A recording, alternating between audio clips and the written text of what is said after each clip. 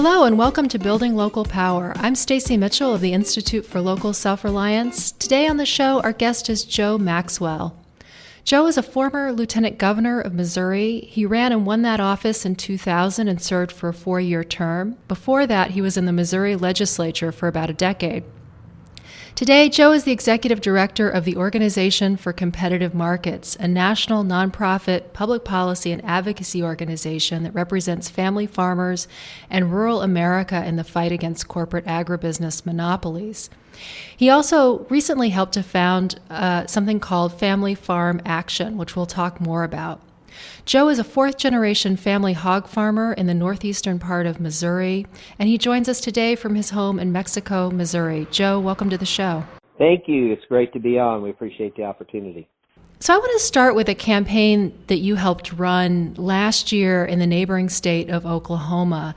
And this was a ballot initiative to enact something called Right to Farm legislation. And Right to Farm sounds like a good thing, and it sounds like something that people in an agricultural state like Oklahoma would be in favor of. And in fact, I think polling about a year before the vote showed that voters favored it by a 64 to 15% margin. So I was wondering if you could talk about what was this Right to Farm measure all about, and why did you get involved in trying to defeat it? Well, Right to Farm clearly, as you stated, Stacy, sounds great. But what the corporate ag interests that control the marketplace and abuse the market want to do is take a great-sounding name like Right to Farm and use that to pass a constitutional amendment in the state of Oklahoma that would give corporations the same rights as individuals and at the same level of protection as is the Bill of Rights. So the same right as freedom of speech, the right to bear arms, freedom of religion. And what it said was is that no legislature or the people could abridge their right to farm the way they wanted to without a compelling state interest. So we felt as farmers across the country, an Organization for Competitive Markets has many members in Oklahoma. Our board member, former State Senator Paul Maggie, is there. We really felt that we had to stand up and fight in spite of the fact that early polling said that there wasn't any way we could win. So how did you go about winning? Because my understanding is that you won basically in a landslide and won all of the state's congressional districts. How did you turn things around? Well, first, I think just standing up. I think too often in our agricultural communities, our small family farmers and ranchers have just been beaten about the head and shoulders so much, whether that's in the marketplace or, out there in their community. Sometimes when big ag comes in, they just feel like that their voice doesn't matter. And even the average citizen or average voter in America oftentimes will say, well, it just doesn't matter. It's not going to make a difference. These big corporations, they always win. It just doesn't make a difference. Our just standing up and saying enough's enough. We're not going to let corporations be in the Bill of Rights that protects individuals' rights. And so we stood up, and before we knew it, others were joining and felt empowered to take a position against corporate ag. And then the rest is kind of history, as they say. We beat them 60% to 40%, and we won in every congressional district. So I want to return to politics, but first, I want to ask you about what's happening in rural America, and particularly to our farmers. OCM put out a report in August, a policy brief, and it has some truly astonishing statistics in it. One that just caught my eye. In 1987, the U.S. had about 250,000 hog farms across the country, and the median size of those farms was about 1,200 hogs per farm. Today, 3/4 of those farms are gone. We're down to about 63 hog farms. And the median size is now 40,000 hogs, which, is the size of a city. I have trouble even picturing what that's like. What is driving this trend of so many farmers going out of business and the farms that are left being so much larger than they used to be? Yeah, there's 63,000 hog farms left in America. When my brother and I have a twin brother, when we started farming, there were 670 70,000 hog farmers in America. So to me, in my farming life, I've seen over 91% of the hog farmers driven off the farm and out of business. And what's happened? We had several administrations, Republican and Democrat, that have allowed corporations to become too big for the marketplace to work. They control that market. They're able to manipulate that market, and they're able to drive that farmer from the land. During some of the worst hog price crises, we saw family farmers getting, in 1998, got 8 cents a pound for a hog, and the pork chop at the retail grocery store didn't drop a penny. How can that be, folks will say? Well, when you only have 2 or 3 people buying and selling pork in the United States, they can do whatever they want. They collude, they drive the price down for the farmer and drive the price up for the consumer. And so that's what's happened in America. Over 60% of the market in the hog market is controlled by 4 corporations. The largest one in America is Smithfield. China owns, the country of China invested to buy and own the largest pork producer and pig producer in the United States, Smithfield. JBS, which is Brazilian, using what we believe is illegal loans and manipulation of stock prices, purchased the pork division of Cargill. That's either the second or third largest pork producer in the United States. So when you look at it, these companies that are abusing and driving farmers from the land, that are screwing the consumer by overcharging them, they're not even U.S. corporations anymore. They're foreign corporations getting away with stealing from farmers and consumers. And this trend towards consolidation, which you note, catches farmers in both directions. I mean, not only are they selling into markets that are highly consolidated, where they may have only 1 or 2 or 3 choices for companies that are competing to buy their output, but they're also having to buy the seeds and other inputs that they need from other monopolies that are highly consolidated. And we see this trend continuing despite the fact that it's such an already consolidated industry. We've got a big merger on the table right now, Bayer and Monsanto, which I understand if that goes through, we could end up with just 3 companies that control 80% of the U.S. seed supply. That's astonishing, and I am amazed that regulators are even entertaining such a merger. Let me start by, Stacy, saying you're exactly right. And you know that the deck is just stacked against family farmers, small businesses, and the consumer in America. Because our government, since Ronald Reagan, all the way through Clinton, all the Democrats and Republicans, have really just been in bed with the concept that big is better. They've not enforced the Clayton and Sherman Acts and the Packers and Stockyards Act. They've appointed judges that have actually watered those marketplace safeguards down. And today, the farmer's caught in the middle, just as you described. We want to sell our product, but the fundamentals no longer work because there's really not anybody on the other side but one company offering you a price. Now with these acquisitions and mergers on the seed and chemical side, we're going to see 3 companies in the world. Note that Monsanto, which I've not always been a fan of, but at least it was U.S., is getting ready to be merged and bought out by Bayer, a foreign corporation. And if you look at these purchases and these acquisitions and mergers on the input side, again, it's the story of foreign corporations controlling the price that farmers have to pay. And they gouge that farmer on the input side, and the other side, these foreign multinational corporations drive down the price, leaving the farmer very little options other than to become a contract grower for those companies, a serf on their own land, or get out of business. And the consumers are harmed because when there's too few people actually manufacturing and selling food products in the marketplace, they're colluding.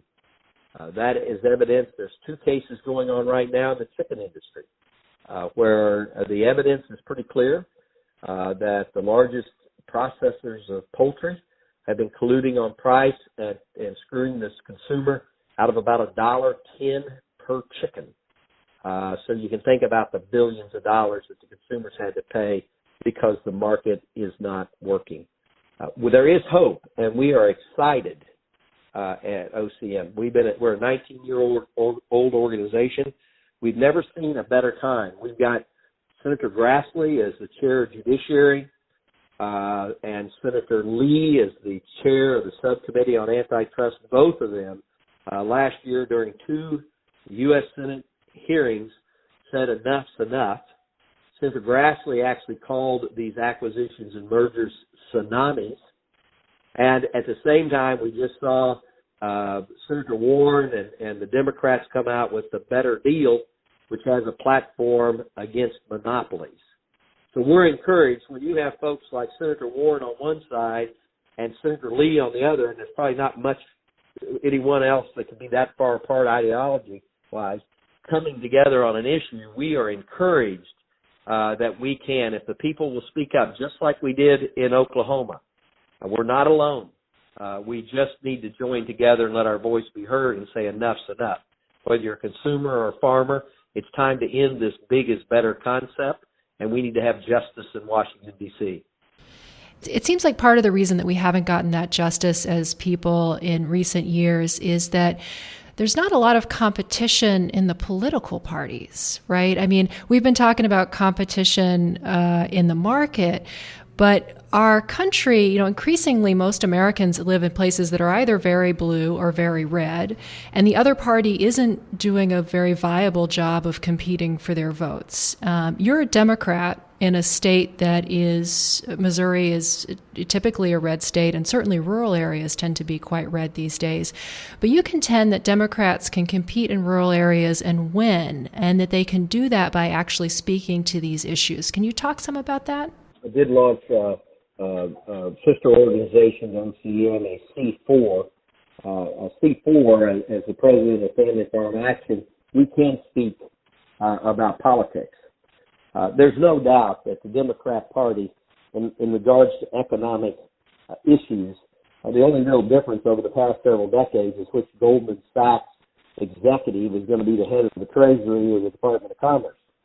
There's no real debate about what the economic direction and future should be for America and for its citizens, its companies, its small businesses, its family farmers and ranchers. So there's not been a real debate out there in regards to what economic direction we should go. I think Democrats have failed. I think we failed the people. I worked on a bipartisan basis. I just got through bragging on Senator Grassley and Senator Lee.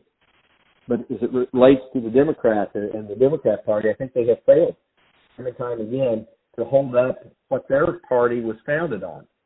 You may recall in 1792, we had Thomas Jefferson and Madison joined together because they wanted to speak out against concentration. They wanted to speak out against the national bank and the concentration of wealth in this country. And they formed the Democrat Party, the years of the little guy policies of the Democrats. Those days are gone, and we are encouraging Democrats to go back to their roots. We're encouraged because we do see Republicans moving as a Republican, not necessarily the Republican Party, but individual elected Republicans wanting to right this injustice. And if the Democrat Party will join in, we really believe we can have true economic justice for everyone in this country.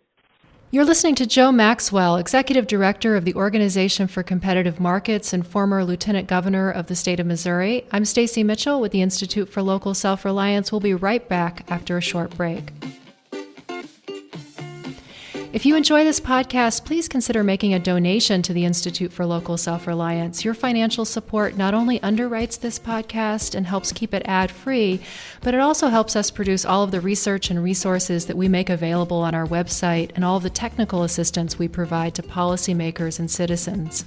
Every year, ILSR's small staff helps hundreds of communities challenge monopoly power and rebuild their local economies. So please take a minute and go to ilsr.org and click on the donate button. That's ilsr.org. And if making a donation isn't something you can do right now, please consider helping us in other ways. One great thing you could do is rate and review this podcast on iTunes, Stitcher, or wherever you get your podcasts. Ratings help us reach a wider audience, so it's hugely helpful when you do that. Thanks.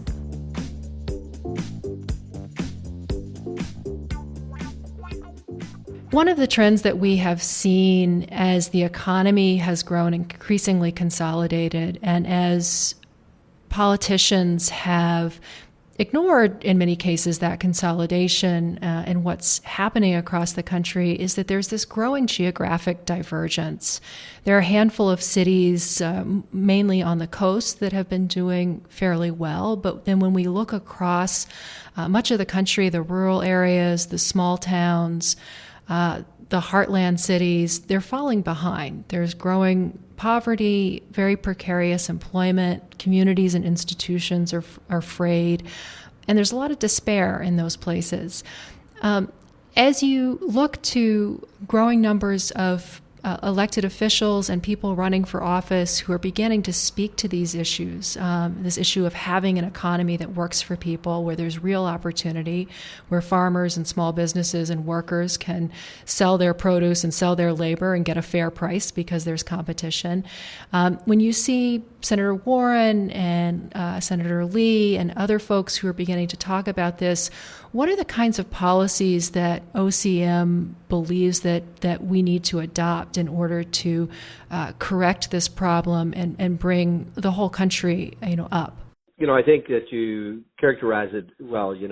We see this as just a fundamental value to how our country works and a fundamental issue. Our country is great because we work hard and we should receive a benefit for our toil. If we have an idea, we should be able to take that idea to fruition and commercialize it and benefit from our intellect and our talents and our skills. And as such, we should be able to hire good workers within working men and women within our communities and give them livable wages and opportunities for health care and an opportunity to prosper. What happens when there's concentration is this handful of companies have such a stranglehold on the economy, on the markets, that they can just abuse that opportunity. They can deny small businesses the opportunity. You take in the seed industry, we mentioned the inputs. Look at the number of small businessmen and women that have been driven out of their business in the seed side of inputs. But the same is true on small manufacturers within our communities, or look in Pennsylvania at the industrial belt at how concentration and globalization has driven men and women off the line at the workplace, at the company, and off into the unemployment lines. And now they say, well, unemployment, is the lowest it's been in so long. Yeah, that's because people are hustling 2 or 3 jobs just to feed the kids. There's just no justice in that, and it goes against the very values and ideals of this country, and that was given to us through our economic policy. OCM believes the first and foremost thing is that we have to enforce the laws that are on the books. There are, back when we had the big trusts, the Steel Trust, the Whiskey Trust, the Packer Trust, all these trusts, they didn't have corporations in, they had these trusts. There was a guy named Teddy Roosevelt, who later became president, that was the original trust buster. He got it, a Republican president, former governor of New York, and he said, I'm going to bust those trusts because I'm going to give people opportunity. And that began a wave from his era all the way through 1921 where laws were passed to say, look, you got to have safeguards in the marketplace, because ultimately if you just let the biggest win, they're going to abuse the people. They're going to abuse the working families. They're going to abuse the farmers. They're going to abuse the small businesses.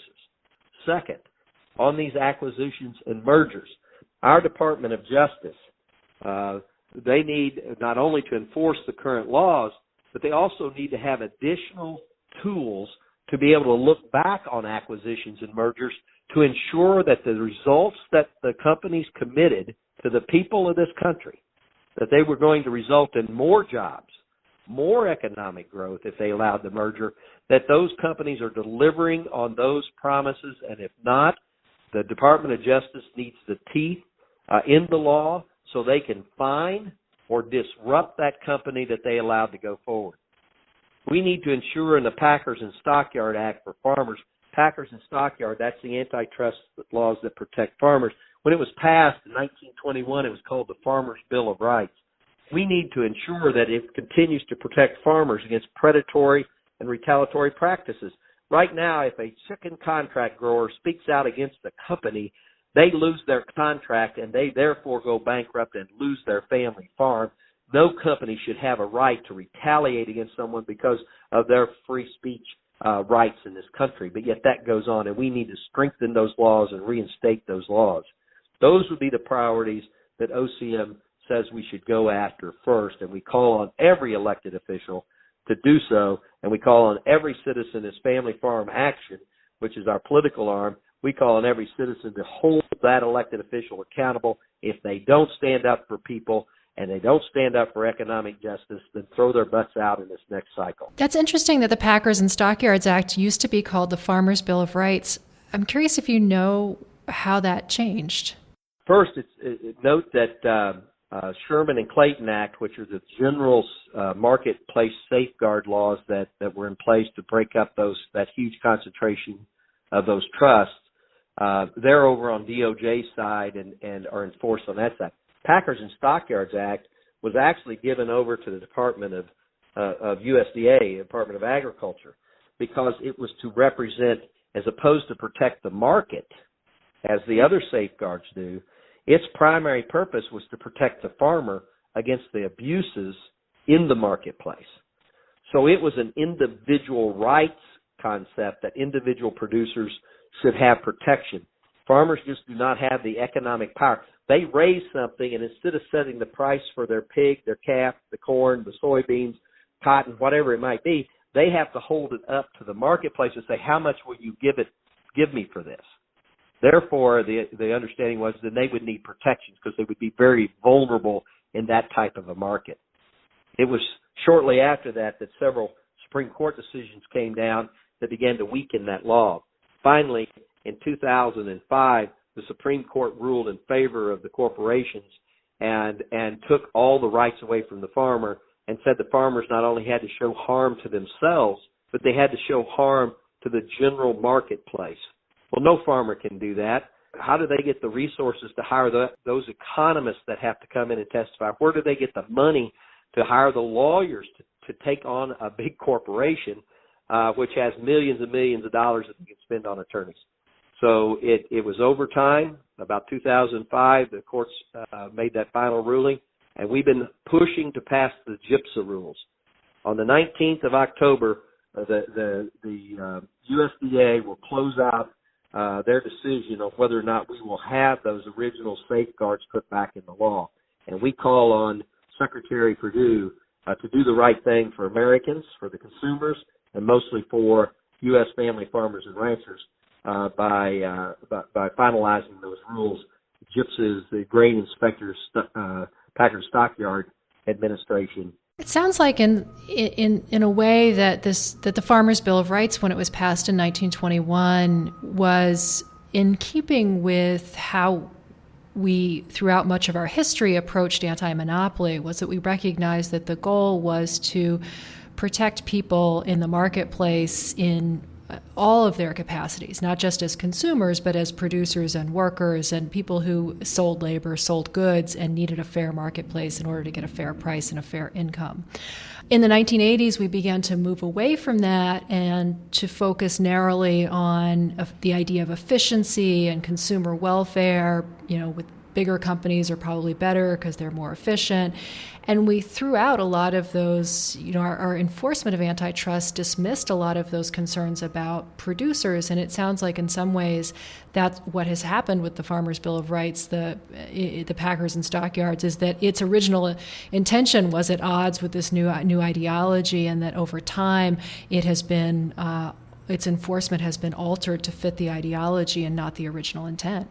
Absolutely. And you bring up the efficiency rule, and it sounds great.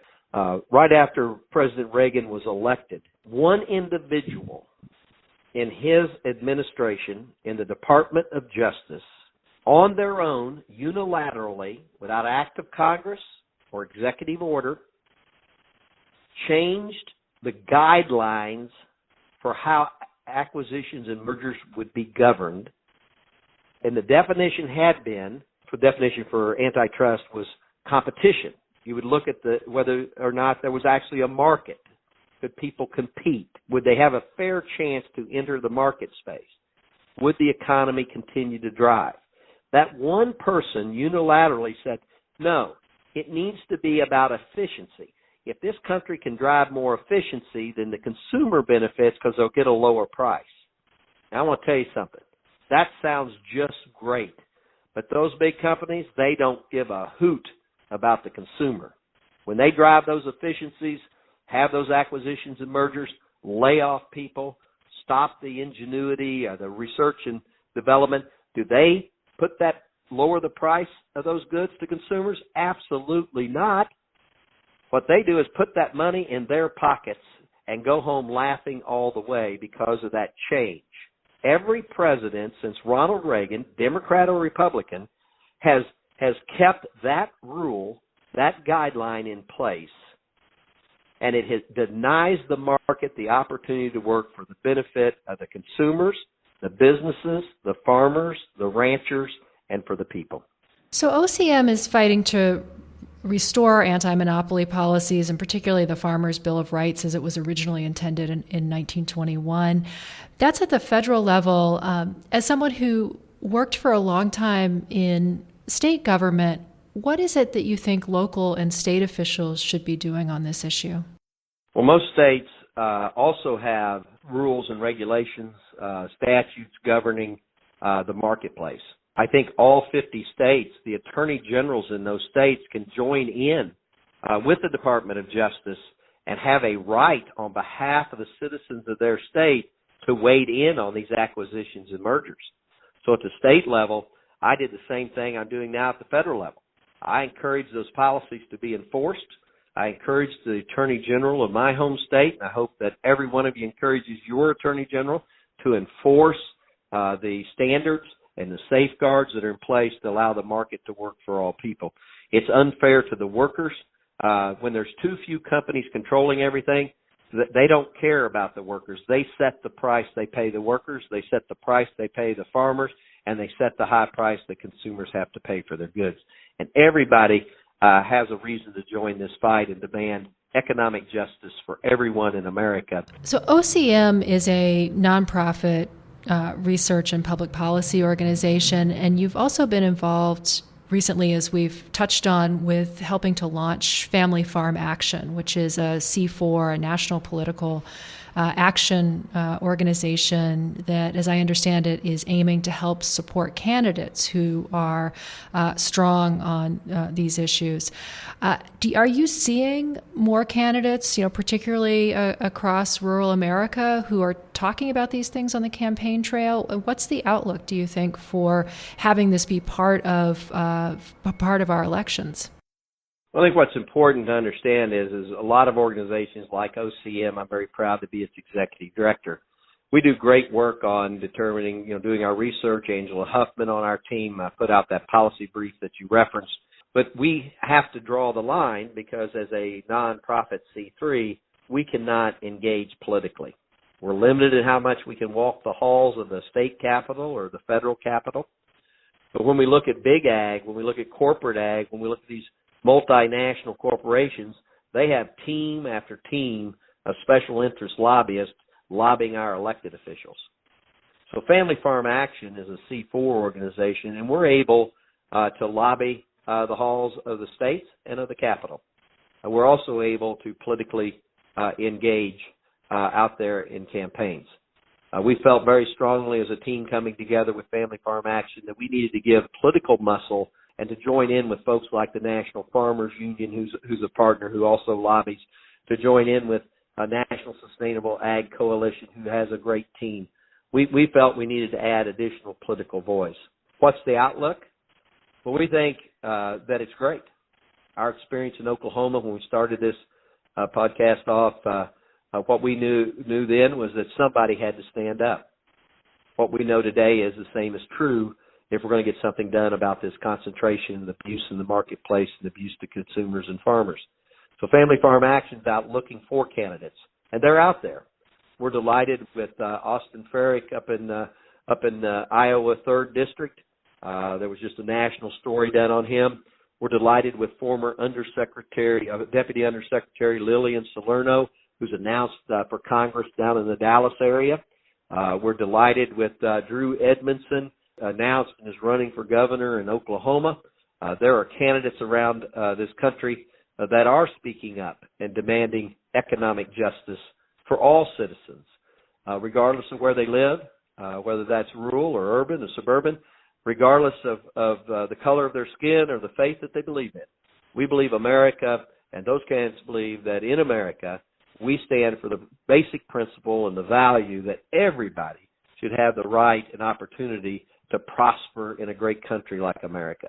Joe, this has been a great conversation. I really appreciate you taking the time out today. I want to close by asking you if you have a reading recommendation, something that you've come across recently that you think our listeners might enjoy or benefit from. I think there's two books I would recommend. First, I'll go with Chris Leonard's The Meat Racket. It's been out a couple of years, but does a tremendous job of just talking about this vertical integration and concentration of power, focusing mostly on the poultry industry, but it really speaks to all sectors of agriculture and the abuses that are there. I think Barry Lynn, someone I work with, he's an advisor on OCM. He's a board member of Family Farm Action. Barry Lynn's book, Cornered, is a great read for understanding this overall monopoly and the power of those monopolies. I think also just Google a guy by the name of Matt Stoller. Matt's a tremendous reporter, a writer, has many articles out there. Leah Douglas is another name that does a tremendous job of writing and capturing and being able to speak to these most complicated issues in ways in which almost any of your listeners will quickly grasp and say, oh my gosh, this is going on in America. Why? Joe, thanks so much for the time today. You bet. Thank you for tuning in to this episode of Building Local Power. You can find links to what we discussed today by going to our website, ilsr.org, and clicking on the show page for this episode. That's ilsr.org. While you're there, you can sign up for one of our newsletters and connect with us on Facebook and Twitter. And once again, please help us by rating this podcast and sharing it with your friends. This show is produced by Lisa Gonzalez and Nick Stumo-Langer. Our theme music is Funk Interlude by Dysfunction Al. For the Institute for Local Self-Reliance, I'm Stacy Mitchell. I hope you'll join us again in 2 weeks for the next episode of Building Local Power.